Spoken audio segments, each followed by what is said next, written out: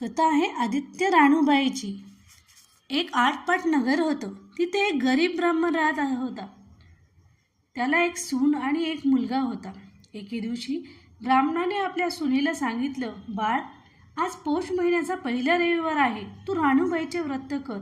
सुनेने मनोभावे व्रत करण्याचे ठरवले। तिने सकाळी लवकर उठून स्नान केलं आणि सूर्याची पूजा करण्यासाठी ती शेतात दुर्वा आणि फुले आणायला गेली। तिथे तिला काही नागकन्या दिसल्या, ज्या राणूबाईची पूजा करत होत्या। त्या सुनेने त्यांना विचारले, तुम्ही हे काय करत आहात? नागकन्या म्हणाल्या, आम्ही राणूबाईचे व्रत करत आहोत। यामुळे घरात सुख समृद्धी येते, गेलेले ऐश्वर्य परत मिळते आणि सर्व इच्छा पूर्ण होतात। सुनेने त्यांच्याकडून व्रताची विधी समजावून घेतली। तिने हे 6 रंगाचे 6 दोरे घेतले, त्यांना 6 गाठी मारल्या आणि राणूबाईची पूजा केली, आद्य दिले आणि मनोभावे प्रार्थना केली। राणूबाई तिच्यावर प्रसन्न झाली। तिच्या घरात धान्याची रास पडली, दारिद्र्य दूर झाले आणि घर हे धनधान्याने भरून गेले। हे पाहून तिची सासू खूप आनंदी झाली, पण सासूला वाटलं की हे सर्व केवळ नशिबाने झाले आहे।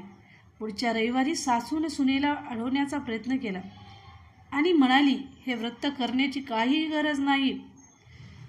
पण सुनेने आपले व्रत सोडले नाही। तिने मोठ्या श्रद्धेने पूजा सुरूच ठेवली।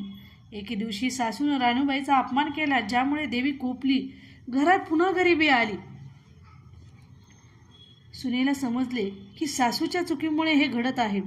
तिने सासूला समजावले आणि दोघींनी मिळून पुन्हा राणूबाईची क्षमा मागून व्रत पूर्ण केले। राणूबाई प्रसन्न झाली आणि त्यांचे घर पुन्हा आनंदाने भरून गेले। तात्पर्य हे, जरी राणूबाई त्या सुनेला प्रसन्न झाली, तशी ती तुम्हा आम्हा सर्वांना हो। ही 60 उत्तराची कहाणी वाचा, 5 उत्तरी सुपूर्ण संपूर्ण।